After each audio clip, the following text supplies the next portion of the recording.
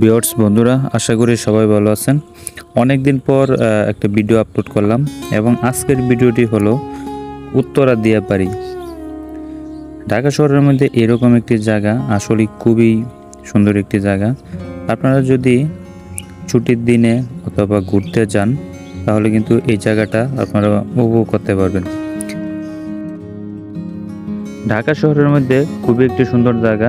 এছাড়া যারা উত্তরার কাছাকাছি আছে তাদের জন্য খুবই সুন্দর একটি জায়গা।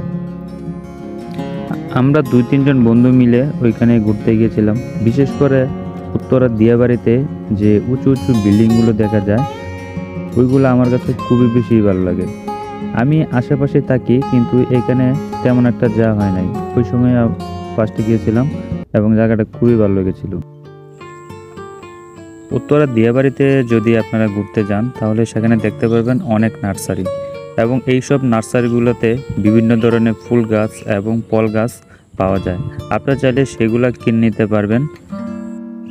ফুল ফলের গাছের পাশাপাশি আপনারা এখান থেকে বিভিন্ন ধরনের ঔষধি গাছও পেয়ে যাবেন এবং এই ঔষধি গাছগুলো কিনে নিতে পারবেন।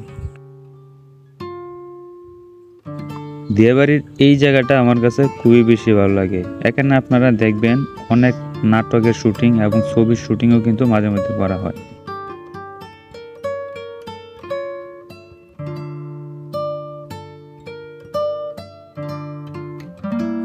এখানে যে লেকটি দেখতে পাচ্ছেন, আমার ধারণা এখানে অনেক ধরনের মাছ চাষ করা হয়। আমরা যখন এখানে গিয়েছিলাম তখন অনেক ধরনের মাছ দেখতে পেয়েছিলাম।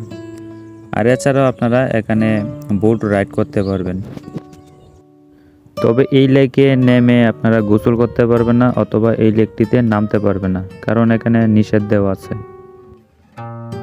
উত্তরা দিয়াবাড়িতে আপনারা খুব সহজে আসতে পারবেন। যারা টঙ্গী গাজীপুর থেকে যাবেন তারা সরাসরি হাউস বিল্ডিংয়ে নামবেন এবং সেখান থেকে আপনার 2তলা বাসে করে 10 টাকা দিয়ে উত্তরা দিয়াবাড়িতে যেতে পারবেন। অথবা যারা মিরপুর থেকে আসতে চান তারা সহজেই মেট্রো রেল করে আসতে পারেন এবং মেট্রো রেলের কাছাকাছি আপনার উত্তরা দিয়াবাড়ি।